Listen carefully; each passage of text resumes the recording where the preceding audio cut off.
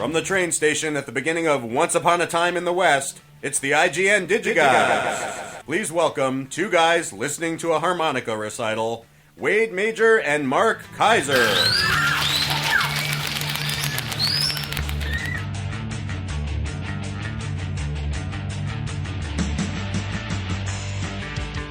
I am never, ever going to be unimpressed by that kind of a reference. Corey, who threw that our way?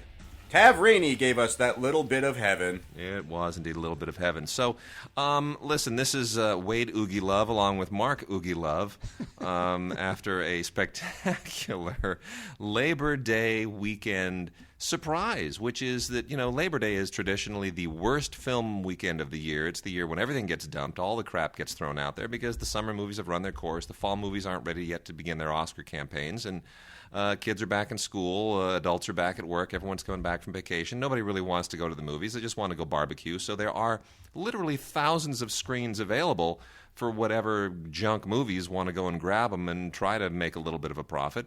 And over 2,000 of those screens this weekend were grabbed by the Oogie Love's Big Balloon Adventure, whatever the hell it's called. And it $448,000 in 3 days. It made $207 per screen across 3 days, which averages out to approximately one ticket sold per screening in the entire country for 3 days. And that ticket was a 55-year-old, a guy in a trench coat, sitting in the back row, hoping for the best. This is the worst opening ever for a wide release movie ever. This is the worst. This is the most catastrophic opening in movie history. You have witnessed history, ladies and gentlemen. Well, it used to be. Wasn't that movie Zizek's Road? Wasn't that the previous one? Delgo was the previous one, but that was animated. So I think for a live-action film, it would be Zizek's Road. But Zizek's Road was that used to be the record holder. Man, unbelievable! It's just and it's funny because Alonzo, our good friend Alonzo Duralde, a film critic for The Wrap, who he's the expert on Christmas films. Did a little ditty for us last year, about 10 months ago on our Christmas special. Alonzo went and saw it with Dave White. For their Linoleum Knife podcast, and I said to him, really, how crowded was the press screening? I'll bet the press screening was like probably more people than averaged any screening anywhere in the U.S. And he goes, there was a press screening? You should read. Because there was a press screening with like milkshakes and balloons and all this stuff. I want to go. You didn't get invited to it either, No. did you? I don't know. Why would they invite me? I mean, they go down this list and they very often kill the people that they know are going to hate it. Why would I, of all people, be invited? Wouldn't that be obvious that I'm going to just loathe this beyond all comprehension? I didn't go. I was supposed to see it for radio, and I just said, I'm sorry. There's a bar that I will not.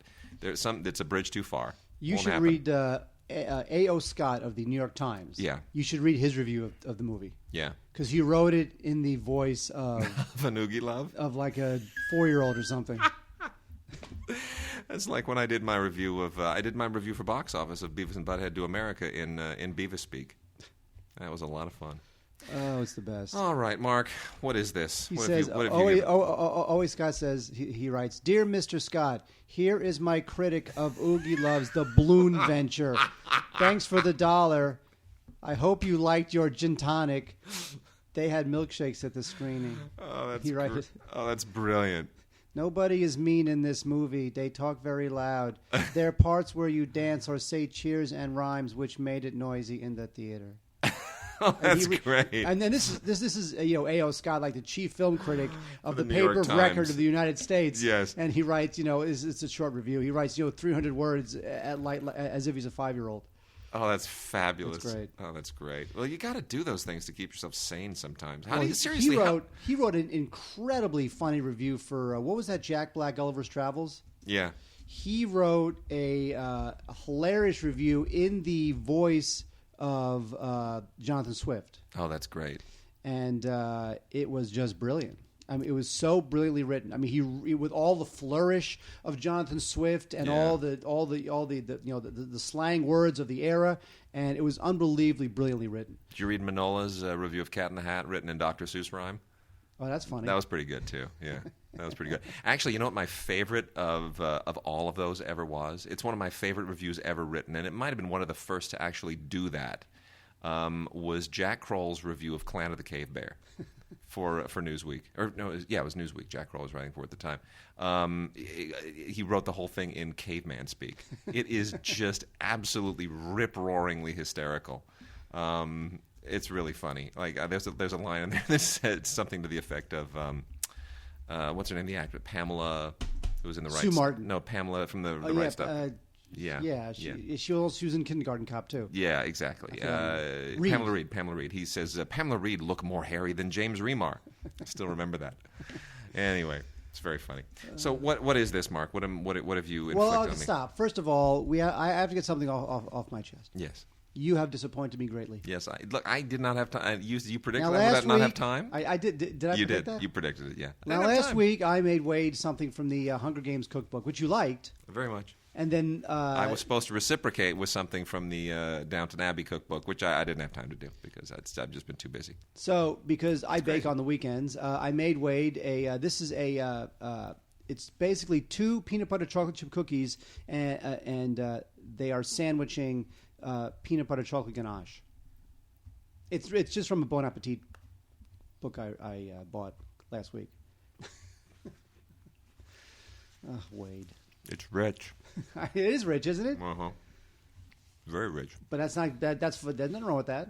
Do you have any milk? No. Never mind. There's water. Yeah, that's fine. It goes down better with milk, I understand that. And Actually, you know what? then I would really snuggle up and take a nap. With really cold milk, it would be great.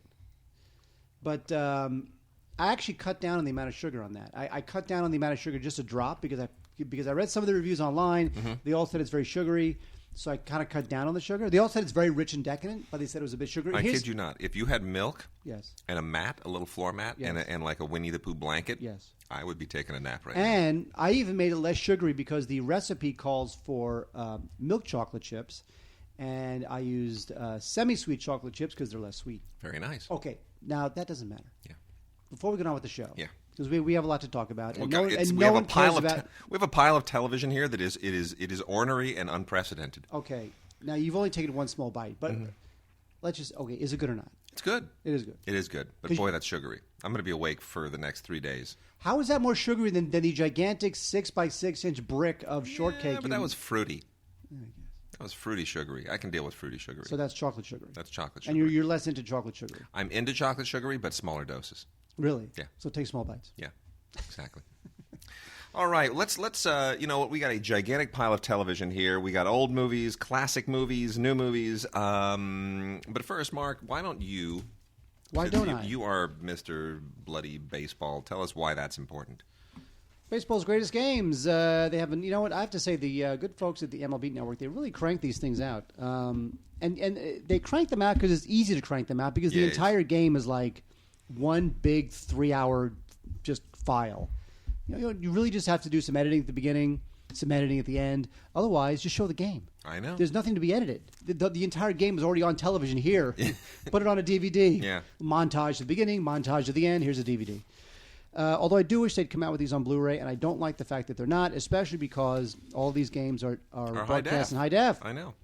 Anyway, we have baseball's greatest games. San Francisco Giants' first perfect game. Matt Cain of the Giants threw a perfect game earlier this year against the horrible Astros, and it's on this DVD. Now, Matt Cain is a terrific pitcher, and it amazes me that the Giants had never pitched a perfect game. But anyway, this is the story of Matt Cain's perfect game. Totally fine. I get it. If you love the Giants, if you love Matt Cain, go for it. I don't like the fact that they have this, but they don't have Johan Santana's first no-hitter. Because the Mets had never thrown a no-hitter until this year. That is, and you know what sucks? Not only do they not have his first no-hitter, they don't have any of his albums from the 70s. It's just so lame. All right, keep going. Okay. I'm going to talk about some animated TV right now and blow through this real quickly. If you're a fan of Orange Cats, boy, this is your week, I'll tell you. Is that Garfield? Yes, it is. The worst cartoon ever. There is keep going. I'm going to recommend a link to people. Okay. A YouTube link. We have Orange Cats, and normally I would hang on to this one for our holiday show, but I'm not going to because Mark hates Garfield so much he would just kill me. I really do. So I'm gonna make mention right now of Garfield's Holiday Extravaganza. Just because it's there, and Mark hates it. It includes the Haunted House, Witch, Turkey Trouble, Caroling Capers, Home for the Holidays Part 1 and Part 2. So this, kind of starts off. This will take you through Halloween and Thanksgiving and Christmas, and it'll be fine. If you don't like Garfield, like Mark doesn't like Garfield, then you won't like it. But you know what? Even if you don't like Garfield, there's another orange cat that you might like. Mark, do you like Heathcliff? No. No? You don't like Garfield or Heathcliff? I didn't realize Heathcliff was still around. It's not. This is the Heathcliff and Dingbat show, and this is from Warner Brothers. I frankly wasn't even sure that I remembered this ever being on television, to be honest. And then I kind of thought, yeah, I guess I do, because I remember Mel Blanc doing a voice or some voices on it, like vaguely. But anyway, this is 2 discs, 13 episodes, and it's fine. I still have only a vague recollection of it ever being on TV. I'm not sure I watched it much when it was on. I may have seen a minute or two there now and again, but it's perfectly fine. It's better than Garfield, I'll say that. It's got more nostalgia factor. I can't find it, and it's killing me. There's a guy who hates Garfield as much as I do. Yeah, and he does the thing where he actually. Because Garfield's so poorly written as comedy, he actually reads the dialogue of the comic. Yeah. And uses like a Garfield puppet, like a live action puppet, and the guy who writes it plays John with the funny shirt and a wig, and he actually reads the dialogue, and you realize that when you actually hear the dialogue read out loud, it's so incredibly beyond not funny. And then when the punchline comes, the incredibly unfunny punchline that Jim Davis took like 5 seconds to write, there's like a laugh track, like the audience starts laughing, and then at the end of it, for some reason, for about 15 seconds, Garfield starts dancing to some random song. Oh, that's great. I don't know why. Okay, keep talking. I'm going to find this link. I promise. I'm going to find this link. I'm going to send it to you guys. I will go through as much. I'll tell you what it is. I will go through as much of my stack of TV as possible until you find that. We got Danny Phantom, Season 2, Part 2, which, makes so much sense if you've never seen Season 2, Part 1. What do you want? Danny Phantom, it's sort of in that same vein as Kim Possible, same type of animation, same general thrust for the same kind of an audience, except he's Danny. He's Danny Phantom. And of course, this one has a little bit more of a spook factor to it, so it kind of goes into the Ghostbusters / Scooby-Doo realm. And there it is. So if you've heard of him, you're going to be into it. If you haven't, you won't be. Wait. Yes, Mark. The best. Okay. We're never going to get through this show. It's called lasagnacat.com. Oh, gosh. Okay, I'm going to play you one of these. Okay, I know this is a totally unprofessional podcast creation making, but I don't care. So here it is. Oh, so what this guy does is he will read the dialogue. Then at the end, when you get the laugh track, and of course I'm only saying this because you can't see it, but you will when you go to lasagnacat.com. Totally. He will actually show the actual cartoon from whence he came, from where the script came. How charitable of him. And okay, here you go. You ready? Yeah. Hang on. Okay, this is great. Boy, this is good. This is good radio. Okay. Who knocked my fern off the windowsill?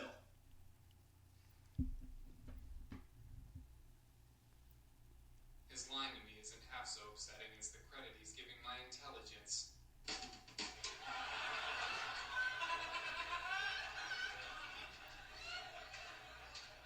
And then for some reason, Garfield will start dancing.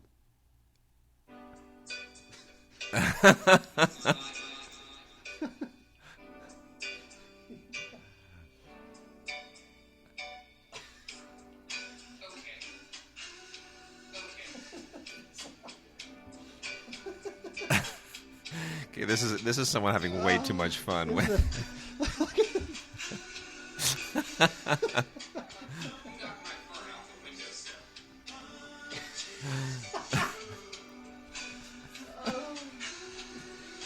Bizarre? That's the weirdest thing I've ever seen. Oh my LasagnaCat.com. Okay. Let's see, I'm going to be there the rest of the day. Okay, no, seriously, if you go to lasagnacat.com, here's what's going to happen. You'll watch one, you'll laugh, and then you'll find yourself just inhaling these. Oh, gosh. They're just too damn funny. Okay. And then lastly... By the way, I'd like to apologize. That was terrible podcasting, but it's so funny. It's lasagnacat.com. I have no skin in that game. I'm just saying it's so funny. Are we done? Yes, Oh, we're officially done. And I apologize for the bad production value. Speaking of bad production value, I have to say I love the people at Scholastic. I really do. I think they do a great job of releasing some of the only like intelligent, kid-friendly stuff that is ever released on DVD. Stuff that I would buy for a child in a heartbeat, where the other junk would go straight in the trash. But this is the worst lenticular I have ever seen on a release. This is the Magic School Bus, the complete series. This thing has been giving me headaches all weekend. Look at that. It's a lenticular hologram. But it's terrible. It never comes into focus. Well, you know what? That's because you're not wearing your glasses. I am. You are wearing your glasses. It never comes into focus. I just look at this and I'm like, I don't see it. It's like a drug trip. I don't know what this is. But anyway, this is the complete series of the Magic School Bus. Which, if you haven't heard of, is kind of a legendary show from, a whole generation ago. I mean, I remember this when I was a kid. This is 52 episodes on 8 DVDs in a great big wampum collection that is, going to be really kind of cool for a lot of people.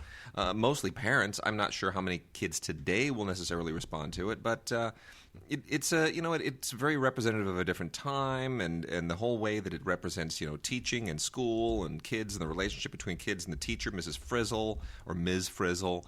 I still have a little bit of fondness for this.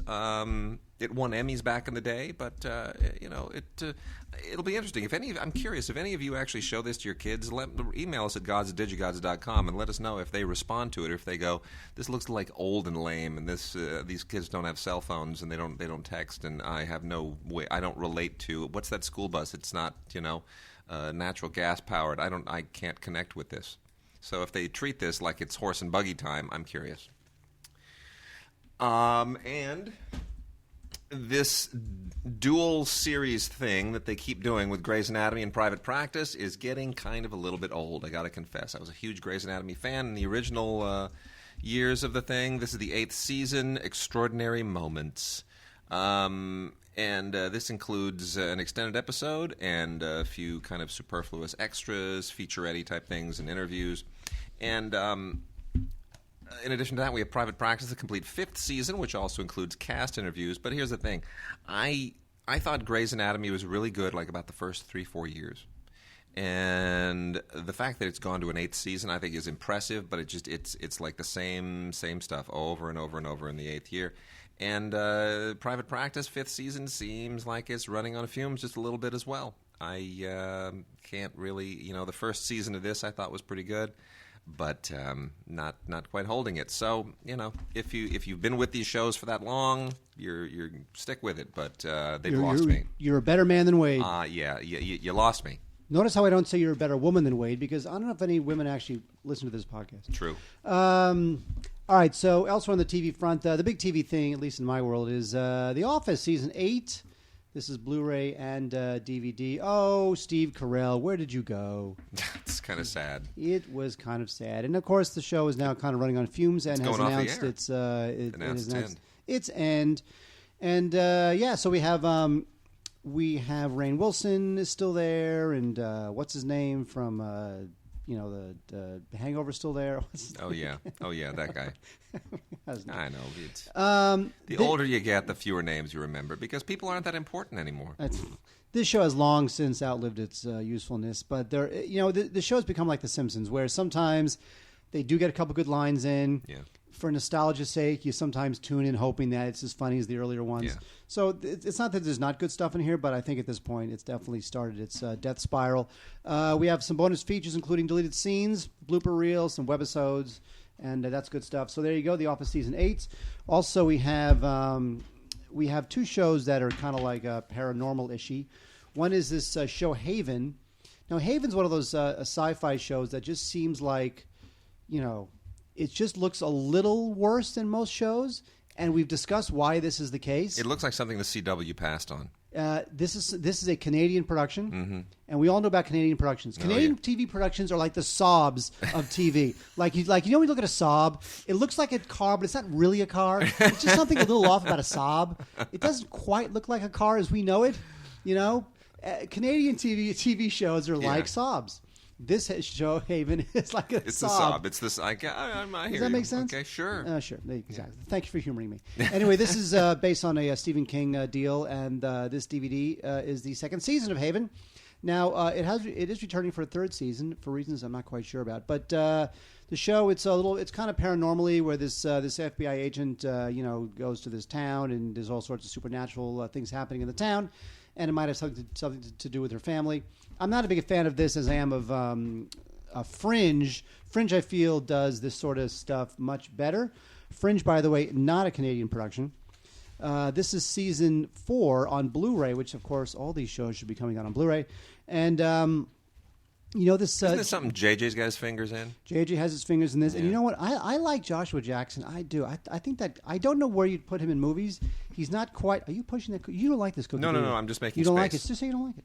No, I like it, but it's. Because you could tell me if you don't. I will not be I offended. do want to sleep. I do want to sleep. There's a lot of sugar in that. That's like a mound of sugar. Really? I'm gonna have to nibble on that one over time. That's fine. Yeah. Over 20 years. Since I don't have milk, I can't take another bite because Well, you have water.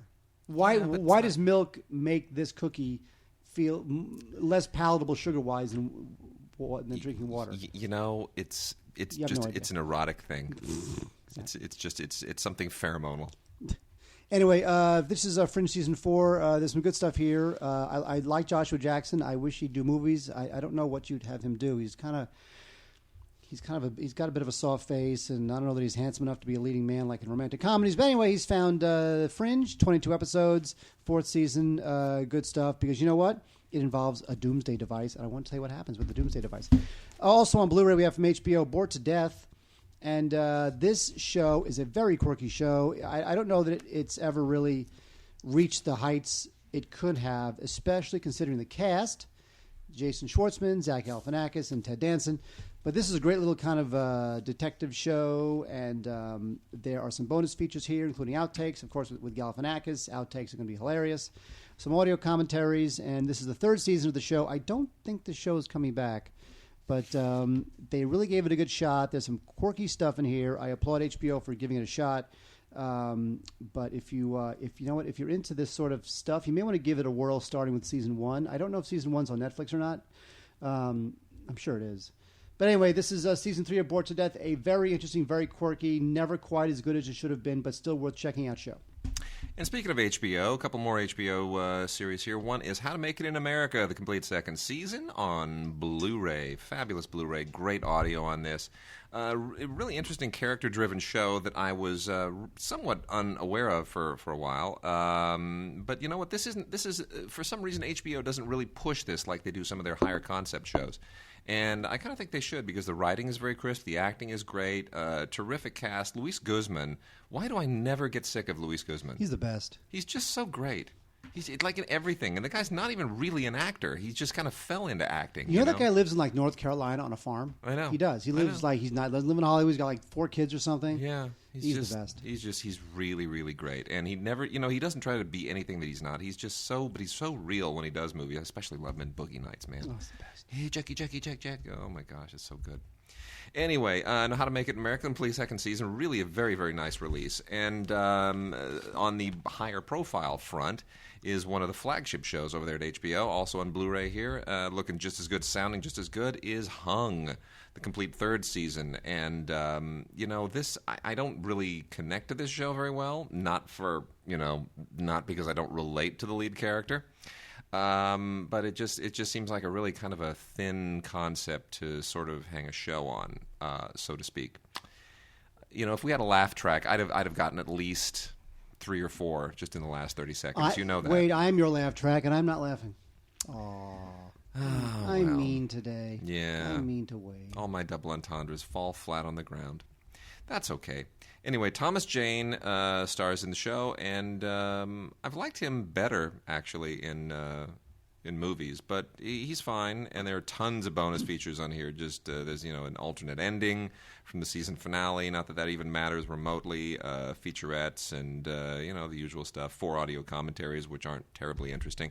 I mean, a lot of people love this show. It just doesn't, not my thing per se. You know what I actually do like, Mark? What I think is one of the fresher comedies of the television season is Two Broke Girls. Have you watched Two Broke Girls? No, I have not. It's not bad. It's actually it's quite fun. I like both actresses on it. Kat Denning I have always liked. I think she's terrific. And Beth Bears I had never really heard of before, but she's good, and it's good chemistry. And I'm really happy that for Kat Denning especially that she's got something that really where she can flex her comic timing and kind of get her chops. I think she's still got a really good feature career ahead of her. So I don't know how long this will probably last. I think she will get snatched up for something as soon as their contracts are up. But that being said, you know what? I mean, it's kind of like The Odd Couple a little bit. I mean, they're both struggling to get by and sharing an apartment. One of them is the dingbat. One of them is educated. So you play the good cop bad cop odd couple thing a little bit. If you're familiar with The Odd Couple from 35, 40 years ago, you'll recognize a lot of the same dynamics, a lot of the same devices. But that being said, you know what? It's it kind of works. So and I'm hoping that future seasons continue to improve and sharpen the writing. New season, of course, starts soon on Mondays. And this is on Blu-ray, and deserves to be on Blu-ray. It's a beautiful show. Wait, another beautiful show is Homeland. Now, when I heard about this Homeland thing, I thought, oh, this is lame. Well, first, here's what I thought first. I thought, I love Claire Danes. I want Claire Danes to work all the time. I'm not just saying that because she's obviously a beautiful woman, but I'm saying I just love Claire Danes. I love her in Shop Girl. I loved her. I think she's a great performer. She's a great actor. Always enjoy seeing her, so I'm glad she's getting work. And then I thought, from the guy who did 24, okay, I like 24, but I thought, this, now you're getting into like 9/11 and Al-Qaeda stuff, and I just feel like he might sort of make it like this pop thing, like sort of like emptily exciting, as opposed to like really trenchant stuff. Right. Because the show, after all, is about a guy who, he's like a newly liberated American POW, and he might be like a Manchurian Candidate-esque Al-Qaeda agent. And Claire Danes has to help figure that out. Well, it turns out I'm totally wrong, as I usually am, because Homeland's great. It's a great show. It's highly acclaimed, and Howard Gordon, who was the chief writer and exec of 24, did a great job. This is a good show to watch on Blu-ray, and the first season's out now. It's a good show to watch on Blu-ray because it's a little like 24, where like, with the moment you're done watching one, you want to pop in the next. Yeah, and that's good TV. That's good TV. I mean, that's the way that it's funny. My wife completely missed the bandwagon originally with Sex and the City, and then when I got it on DVD, I got the full season, and she's like, "Well, I might as well see what all the fuss is about." And next thing I know, she and her sister are sitting there locked in front of the television for like 48 straight hours, just marathoning this show, laughing themselves silly, propping their eyelids awake with toothpicks, and just nonstop could not tear themselves away. It was just one after another after another. Gay. There you go. Anyway, so Homeland is a terrific show. So the first season is on Blu-ray, and there's a couple special features, although not really much. But I would definitely give this thing a whirl. Homeland, also Sons of Anarchy, season 4. I don't know how this thing keeps going. This show has a terrific cast, including... It's got a vibe, It's different. It really is different. It's that's all it is. It's different, and that's what everybody's trying for with TV shows now. Well, it's just something different. It's a show about bikers, I mean, when was the last time anybody tried that or even thought to do that? And Ron Perlman, he's got a face that no mother could possibly love. And so Katie Sagal, who's a weird choice for this show, because like Katie Sagal, we all know from Married with Children, and she's the voice of Leela on Futurama. And yet here she is, the John Ritter show. Yeah, and yet here she is as like a biker mother hen on. It's just bizarre. Great actress. And the thing with FX is that even though, and we've talked about this, even though everybody credits HBO with bringing some of this really adult fare to the 1 hour drama. Yeah. And I know Magnum PI is great, but I'm just saying The Sopranos, we're talking heavy duty stuff now. For sure. Really, when you really think about it, you can really thank FX, because while as HBO and Showtime are pay services, when FX, which is a basic cable channel, when FX came out with like Nip Tuck, The Shield. Right, or The Shield, that made that level of intensity for 1 hour drama safe for basic cable. For basic cable. You know what I mean? And then, of course, the networks had to follow suit, and now you get a lot of these shows. That's true. So Sons of Anarchy to me is not... and part of the reason why I don't jibe with the show is, first of all, it's not really my world, but also, I have to say, I hate motorcycles. And I hate people who ride motorcycles. Have I talked about this? No. The people who ride motorcycles, they are so Good night, folks. This is the end of the show. They are so entitled. It's like, you know what? It's like they drive around like 20 miles an hour faster than everybody else, swerving through lanes, splitting lanes, changing lanes dangerously, and then like whenever they thankfully, hopefully, finally just get into a horrible accident because they're driving like douchebags down the freeway all the time, they call their like motorcycle attorney, says nobody takes motorcycles seriously, nobody respects us, they have to give us the road too. Well, you know what? Stop driving like a douchebag. Drive like a regular driver. You can't drive.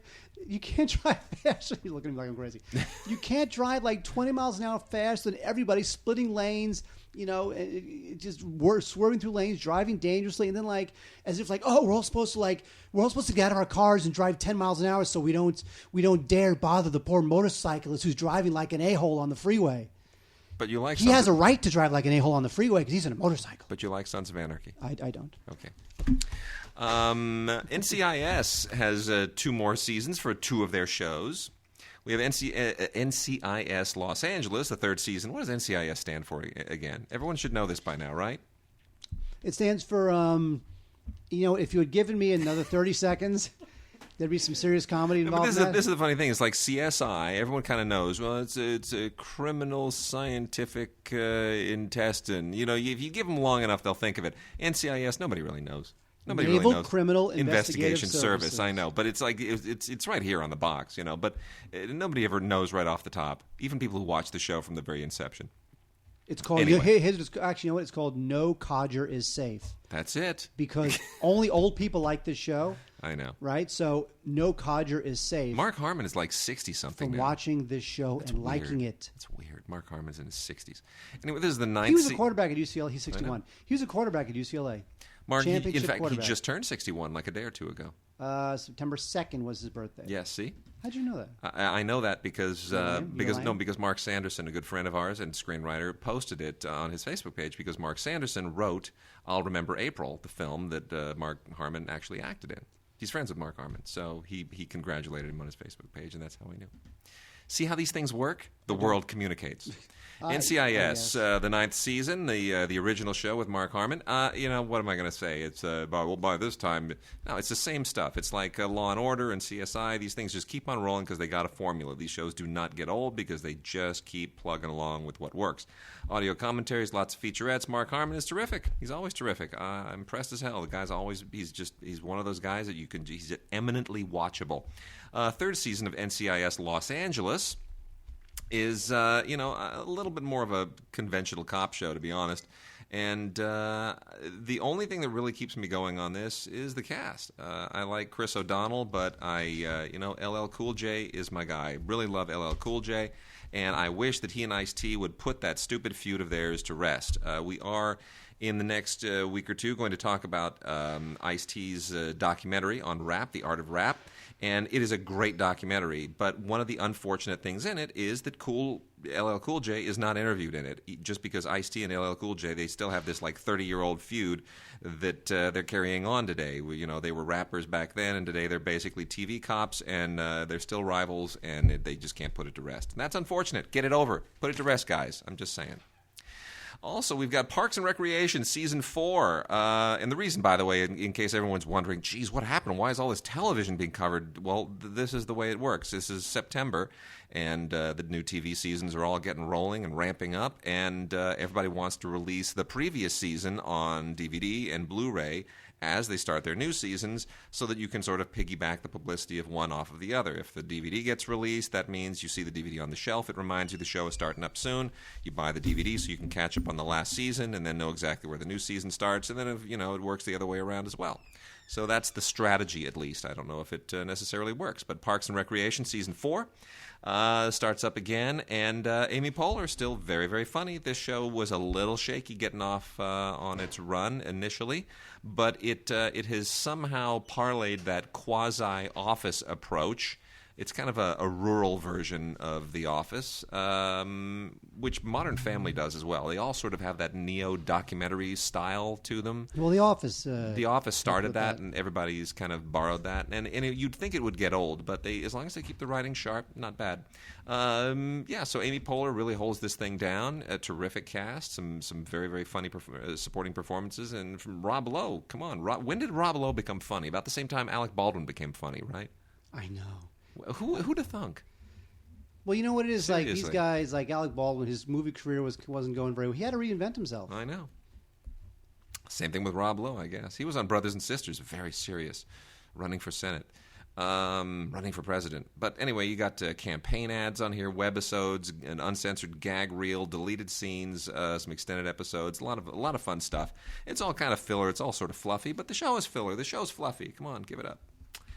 Then 2.5 Men, the 9th season. I cannot believe this thing has been on for 9 seasons. At this point, it's just 3 men. Could we do away with the half man? That kid is he's like 37 years old now. Although I have to say that kid, in the middle seasons, you thought to yourself, that kid is going to grow up to be the ugliest, fattest kid you've ever seen. Yeah. I think he he kind of corrected himself. He did, but when he was sort of like 8, 9 years old, that's when he was in his prime. He was so funny. He was just, the show had the courage to make him just a stupid loser kid. And no television show had ever done that before. They'd never, the kids were always supposed to be cute and smarter than the adults and endearing and engaging and have cute liners like what you're talking about, Willis, and, Small Wonder and whatever, horrible, just dreadful stuff. And they just went all the way to the wall, and they just said, you know what, this kid, we're going to make him totally unsympathetic. He's just going to be an idiot. We're just going to make him stupid, and we're going to let people laugh at the child. I like Politically incorrect, but it worked. So how's this doing without Charlie Sheen? I'll tell you. The 9th season with Ashton Kutcher gets off pretty well. Got a different vibe to it. Takes a little getting used to, but I'd say by about halfway through the season, not bad. Not bad. You're sort of finally on board with the fact that it is now a different show. It's going in a different direction, and it's not like Archie Bunker's Place, where you just feel like they're grasping at straws to reinvent this thing and just keep the characters going.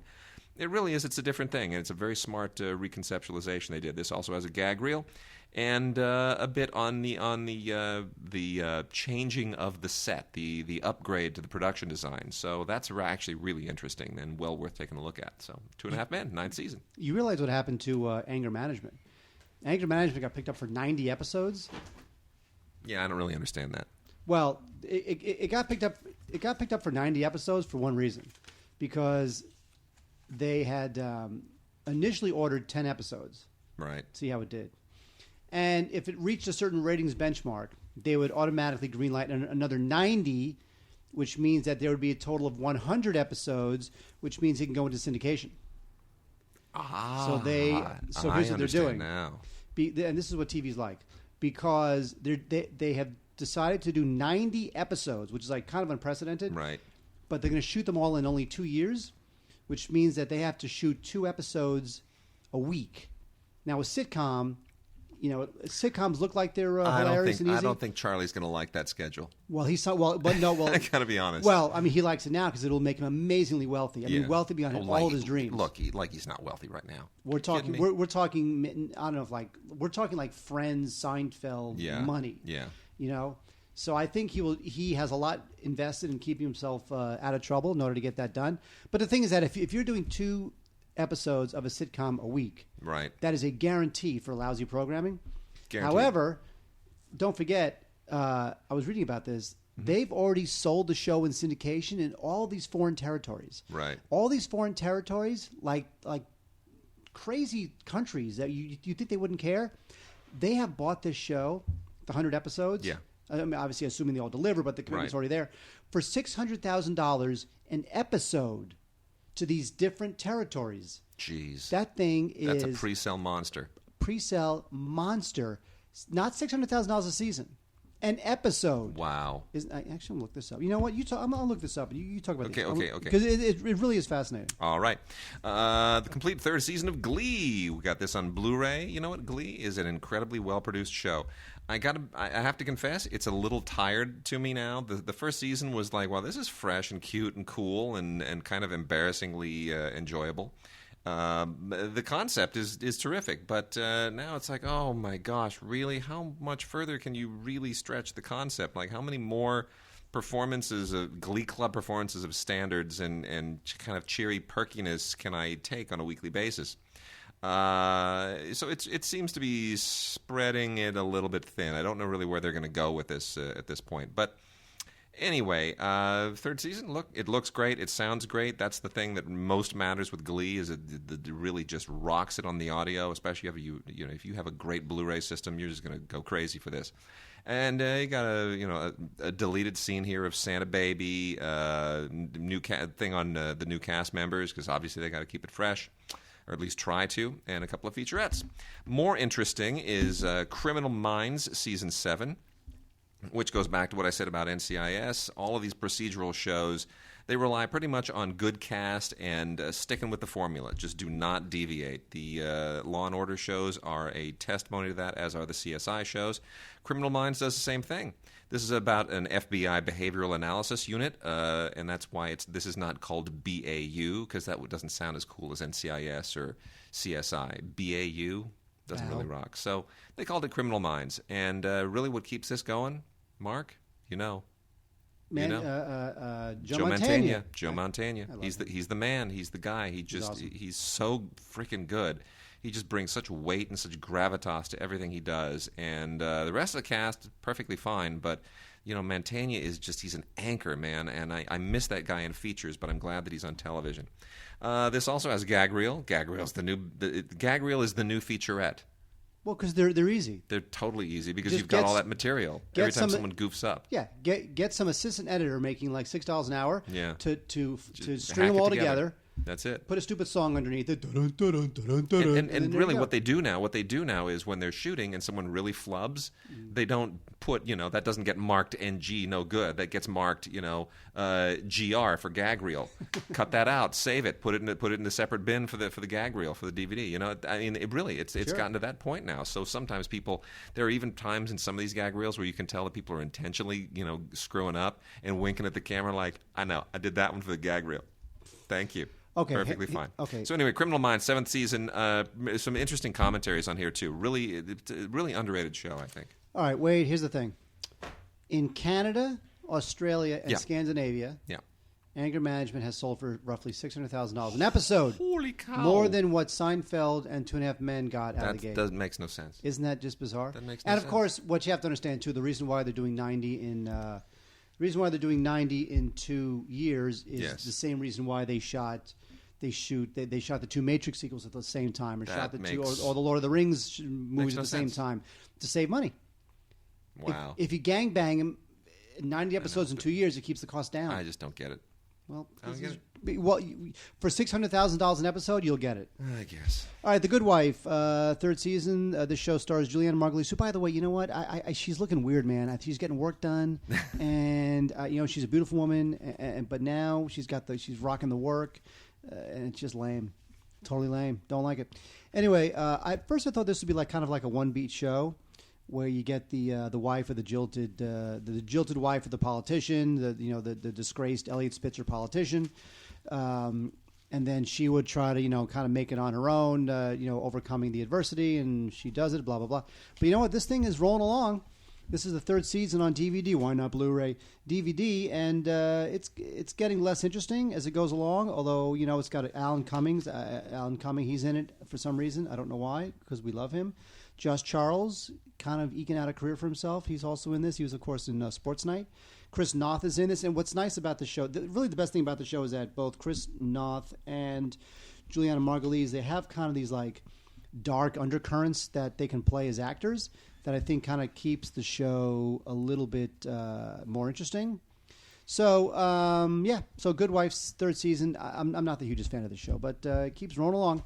And a show I'm really not a fan of on I kind of like this, actually. I've Really? only seen a few shows, but I actually sort of, it's got a thing, you know? It's got kind of a sleazy thing that I respond to in life. In life? What does that mean? Yeah, you know, there's certain amount of sleaze that's good in life, you know? well, Like something, like most of the time it's like, ooh, that's sleazy, but this has that amount of sleaze, it's like, ooh, you know what I'm saying? Oh, yeah, sure. Who doesn't know? Out of your mind, Wade. Anyway, Revenge is it was, you know what? For some reason I thought this show would wind up on ABC Family. I guess it's not that family oriented, so winds up on ABC because it's about revenge. It's this young girl comes back to her hometown. There's like all these secrets, and her family's been destroyed, and she has to figure out what happened, put it back together. 22 episodes. It's very although you know who's in this is Madeline Stowe. Yeah. And I like Madeline Stowe. Madeline She's Stowe so a beautiful. Still like her a lot. She's great. She was Yeah. great in 12 Monkeys and Yeah. all sorts of films of that era. And anyway, so this show, not really my deal. It's a little bit like an evil dynasty. It's not a dynasty. It's like, what would you call this thing? You know what? It's very much like a conventional daytime soap opera, really transplanted to prime time. More so than Dynasty or Dallas or any of those things, because those are all about sort of these imperious families and these estates. I mean, this is more about these relationships ins and outs. It's got a cool. I guess it's got a cool thing going. Okay, you know what? Look, it's okay. You're right. It's definitely soapy. It's a little bit dark, but just a little bit cheesy. I can tell this is definitely a female skewing show, especially considering the lead actress Emily Van Camp, kind of young and beautiful and whatnot. Love her. Do you really? Yeah. Wow. Movie career? Oh yeah.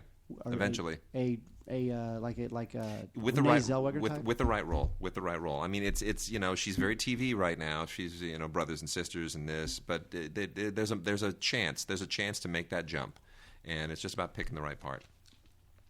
And from Paramount CBS, we got a couple of oldies but goodies. Raymond Burr and Perry Mason, Season 7, Volume 1. You know what? Again, like a procedural, sticks with what it does well. If you've seen one Perry Mason, you've seen them all. They never get old. Every case is different. Raymond Burr is what anchors this thing down, keeps it good, keeps it honest, keeps it real. Gotta love it. You just don't like the fact that they're still splitting these things into separate volumes. Streets of San Francisco, this is a little more acceptable. They still have it in separate volumes, Season 1, Volume 1, and Volume 2, but we have shrink-wrapped them together so that they are together in one set. Doesn't make it any easier once you unshrink wrap them and put it on the shelf, but you know, this will be marketed in stores, and you know, you flip it over, there's one, there's the other. And you know what? 4 seasons in, this was still a great show. Michael Douglas and Carl Malden, still a terrific television pair, and some really, really good episodes, very well written. One of the classier shows of the era, one of the best Quinn Martin shows ever. I love it. Yep, love it too. Love Streets of San Francisco.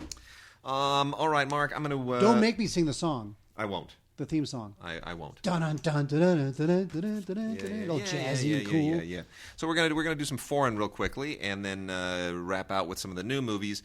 The Raid Redemption. We did not get this on Blu-ray. This thing's been rocking it on Blu-ray. Unfortunately, we weren't able to get it on Blu-ray. An uncharacteristic oversight on the part of Sony. I hope they remedy that in the future. But we did get the Blu-ray, and this, if you haven't heard about it, is just a completely butt-kicking, hardcore, bone-breaking, blood-letting martial arts festival that is, sort of speaks to the fact that Hong Kong and Thailand are not the only games in town anymore. This is an Indonesian movie. So suddenly, a country that was completely unheard of in the martial arts scene in Asia, you know, you think Japan, Hong Kong, Korea, China, Taiwan, Thailand, that's where it was all coming. Suddenly, Indonesia has entered the fray, and this thing is absolutely unrelenting. And the quote on the back, you know who gets the pull quote on the back? Our good friend Todd Gilchrist. He does? Yep, Todd gets the quote on the back. Relentless. It's second to no film. Don't know if I share that enthusiasm, but it is a pretty rip-roaring hot film, and you know, it's essentially the same concept as Bruce Lee's Game of Death, which was also mimicked by Tony Jaa just a few years ago, where you know, you have to sort of work your way up the tower. It's a very video game concept. Yeah, but Tony Jaa, like that guy would like dive into like one open window of a car and dive out the opposite open window of a car. He was awesome. Well, in the Tony Jaa film, title of which is slipping me right now, he basically there's a shot shot where the Steadicam follows him consistently up like 3 floors as he dispenses with 30 people. It's amazing. Yeah. So this is, I don't know that I like this is quite that much, but it's good. And Ong Bak, by the way, is that what it's the Ong Bak film? Is that what you're talking about? No, it's not the original Ong Bak film. It's a different one. Bodyguard? Bodyguard. Is that... Yeah, Bodyguard. You know, in the Bodyguard, there's a song in the Bodyguard. Yep. It's a very famous song. It's sung by a singer who passed away recently. Different movie. Oh. Totally different. I know. Yeah, it's okay. The Grand Illusion, La Grande Illusion, the Jean Renoir film. Now, hang on. Yeah. There's this one, and then there's the Criterion version. This is so tough. They restored this, and this is what's really tough for me because this is they did a great job restoring it. It is a fantastic restoration, but this is not the Criterion release because Criterion doesn't have the license to this anymore. So this is a Lionsgate release. Studio Canal keeps doing this. They have their new deal with Lionsgate. Studio Canal in France, of course, owns the library that has a lot of these films, and hence The Third Man not being. That's part of the Studio Canal library as well. They yanked that from Criterion. And I got to say, it's tough because watching the restored version on a Lionsgate Blu-ray should be more pleasurable than watching the DVD, the unrestored DVD on a Criterion. But I can't really say that it's better. It's better in a lot of respects, and certainly I would say get them both. You got to own them both. Oh, buddy's getting them both. But you gotta have them both. You gotta have the Blu-ray and you gotta have the Criterion DVD. It looks great. You got to. It really does look good. It should look better, I have to say though. And it's not that the restoration isn't good. It's just that Lionsgate's transfer of it is not as pristine as you would have expected from, say, a Criterion. But it's one of the all-time great films. One of Jean Renoir's great masterpieces, and it looks sensational. A whole bunch of really good special features, nothing that wouldn't have been done better by Criterion, which is also a little bit of a shortcoming, I think. I think that if this had Criterion on it, you'd love it. No, because the extras are kind of thin, The extras are thin. And the thing with the extras, quite frankly, is that if you take a look at it, there's no extra longer than 24 minutes. Exactly. So it's not like these But are full-bodied documentary-level extras. And then it's not archival. Criterion would have given you like extensive the radio interview from French television in 1952, where Jean Renoir remembers, and stuff like that. And it never really rises at that level. And then we've got Tomboy, which I really want to give a recommendation to. This thing kind of went under the radar. This is from Wolf, and this is a terrific film from Céline Sciamma, who previously did a French film called Water Lilies. She makes some of the best films about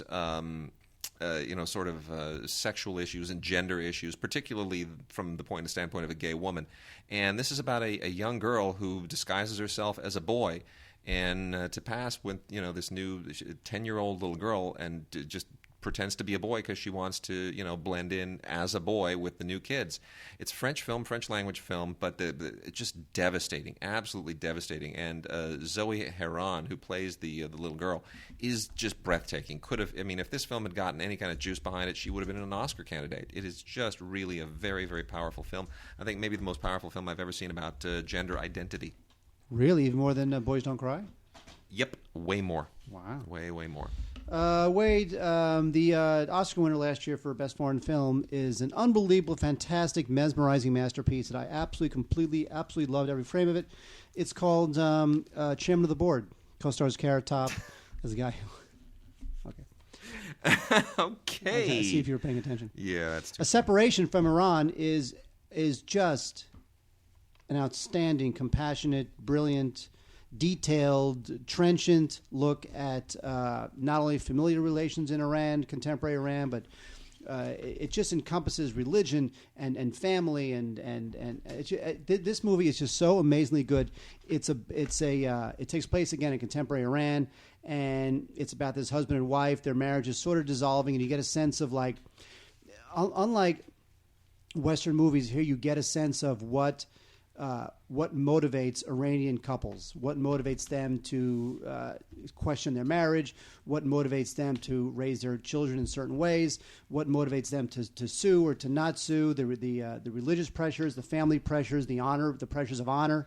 And the thing is just brilliant. I absolutely loved this film. It is a terrific film. I was not as high on it as everybody else was. I prefer the more poetic Iranian movies as opposed to the ones that are very procedural. This is very procedural, Yes. but it's a very good script with great performances, and it sort of goes in the same class, I think, with films that deal with the intricacies and the eccentricities of other legal systems around the world, and that would include like Zhang Yimou's The Story of Shuju, and as well as a lot of those Romanian movies that I can't stand, like Lazarescu. Like the Death of Lazarescu would be very much like this. And Police Adjective. They all are sort of in that same vein. So even though I'm very hit and miss with those films, it seems to be this new subgenre, which is let's immerse you in the horrible, stifling, crippling, constipating bureaucracy of my awful country, just so that you understand how much better off you have it in yours. Well, I'm not sure whether the filmmaker is saying it wants us to compare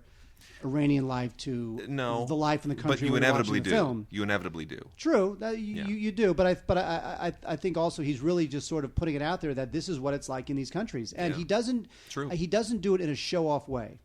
True. I when I was watching the film, I thought of, and maybe you can tell me whether this is totally off base, and I know you will. I thought of this. So off base, I don't even know where to go. I thought of Tokyo Story, the Ozu film. Yeah, no, absolutely. Where you get a sense of this is just like, this is how these people live. And then in the subtext of the dialogue, you get a sense of what Japanese society is really like. Yeah, I agree. Without throwing it at you. And I would also say anyone who wants to learn how to write a screenplay, there's so much to learn in this. More than don't go to John Truby or Robert McKee or any of those idiotic classes or read any of those stupid books. Just watch this movie and ask yourself, how do they manage to set up so much? Because screenwriting is very much about setup and payoff. It is. It's like if you want there to be an emotional reaction, you have to sort of seed that, and you have to prepare an audience for it so that you've planted the seed, you've watered the seed, and then when it grows, bam, that's the payoff. But you don't want them to know that you're doing it. So how do you hide it? What's the sleight of hand, the magic in screenwriting that lets you actually seed something without, letting people know that that's going to pay off? American films are terrible that way. They're horrendous. We all know that if somebody says, "Hey, when James Bond is like when Q hands James Bond some new gadget, it's going to come in handy at some point." Q doesn't give James Bond like a magnetic exploding, quarter without it actually coming in useful about an hour and a half later. It just doesn't happen. So this movie tells you very subtly how they set up and pay off things in the most just deviously brilliant way. It's a very, very smart script. Oh, this script is great because because everybody has their in separation. You get a sense of the wife's point of view, the father's point of view, the daughter's point of view, the father, the grandfather with Alzheimer's. You get a sense of his point of view. Yep. You get a sense of how all these people interact not only with each other, but how their religion and their law affects how they interact. It's brilliant. A Separation is just so good. It's a great movie. I cannot recommend it highly enough. And we've got 3 criterions here that also come with the highest possible praise. 2 of them are from the Dardenne brothers. Now, I have to say, I am not a fan of one of these, but I'm going to praise it anyway. Rosetta, I think, is one of the most excruciatingly boring films I have ever seen, but that being said, it won the Palme d'Or at Cannes, so who am I to judge? The other one is La Promesse, which they made 3 years earlier in 1996, and both, the Dardenne brothers, they have, it's the best of French and Belgian filmmaking in them. I have loved some of their films, not liked other ones, but they certainly do have a very French New Wave sensibility, along with this independent spirit that is part of Belgian cinema. And I think they if you love them, you're going to love both of these. Criterion did a first-rate job transferring both of them. Lots of really terrific extras on here. Not dense with extras, by the way.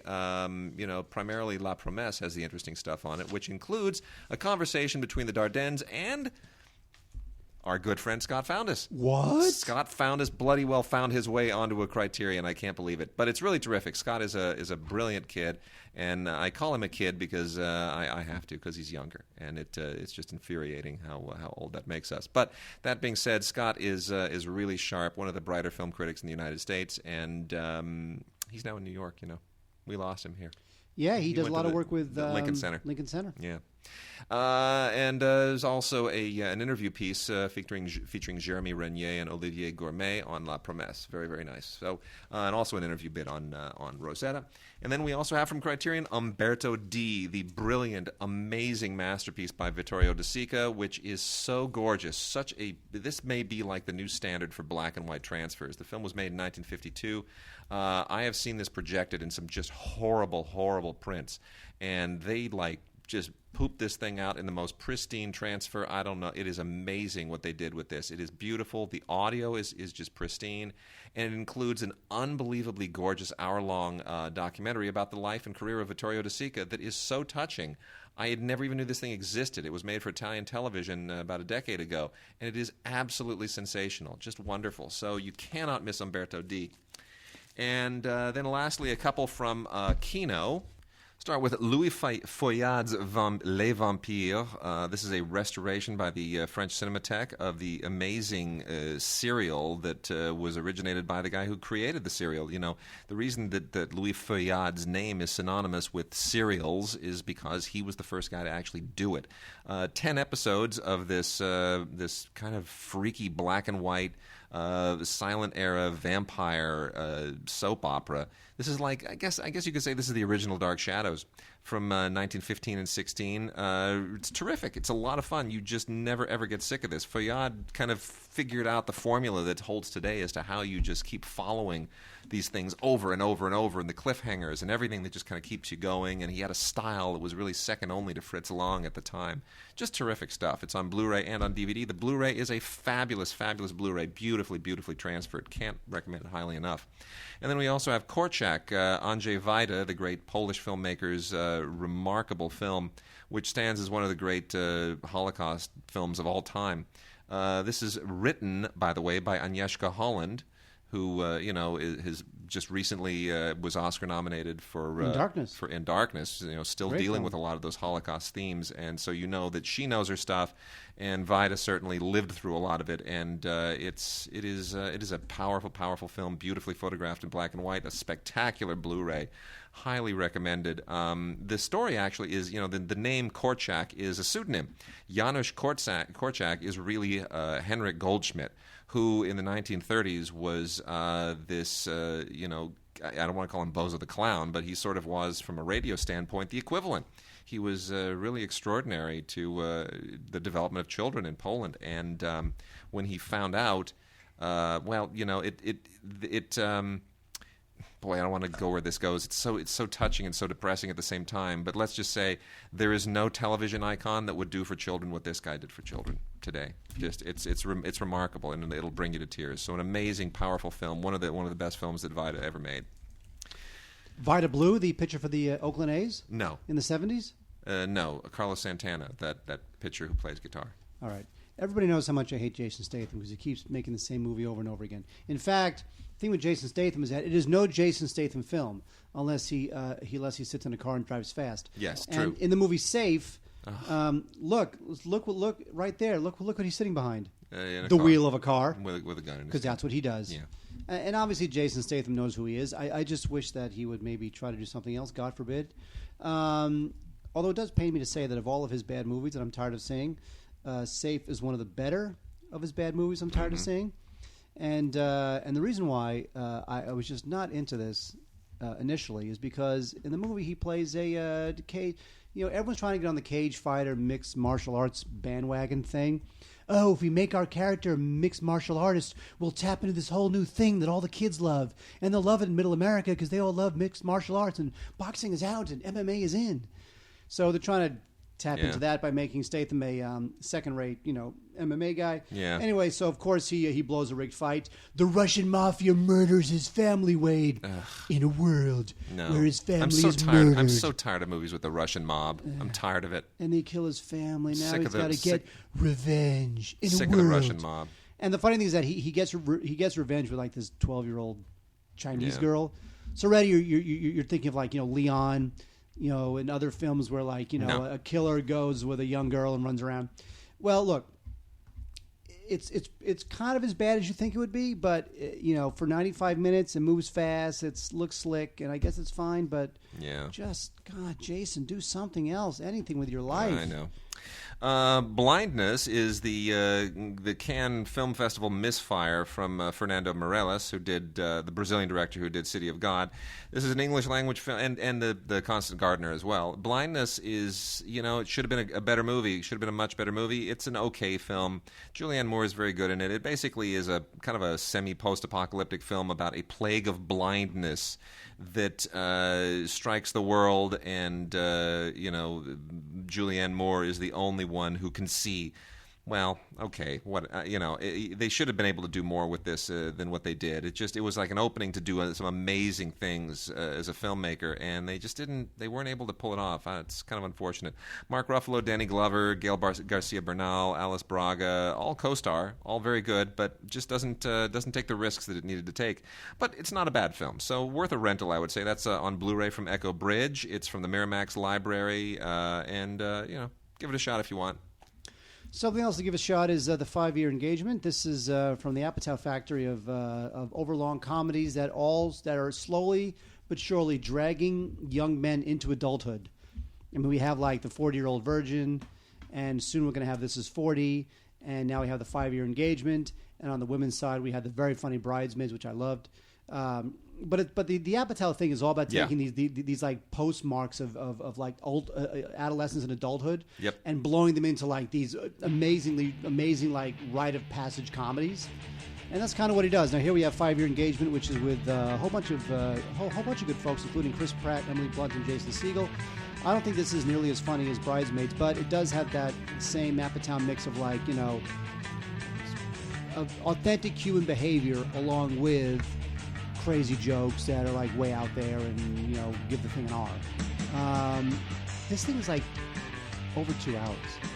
It's wrong. It shouldn't be. No comedy reason. should ever be over 2 hours. And like every Apatow comedy is over 2 hours. And you know whose fault that really is? Mine? Yeah. Is it mine? Yeah. Let's see. Most things, as you know. I'm not sure why. Anyway, it's definitely a sit.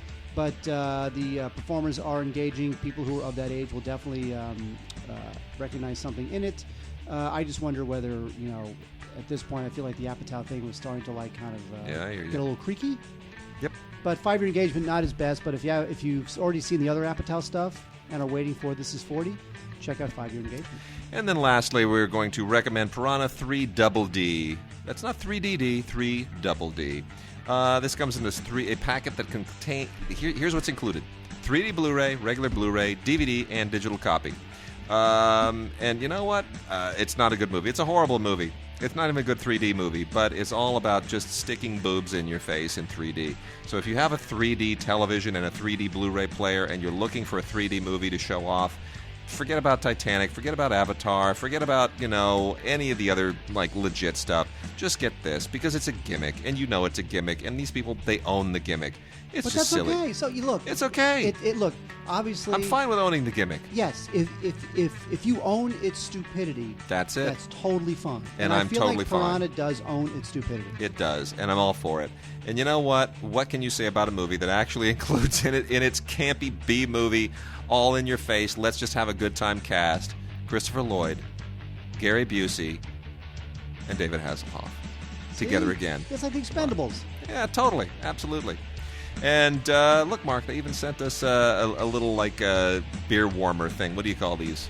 It's like a beer cozy. That's it. It's a beer cozy. No, we're not giving that away. And that tells you exactly what this is intended for. With that, we are done. We'll see you guys next week. Wait a second, Wade. What? You can't end the show Why? until I watch you take another bite of this cookie. Oh, here we go.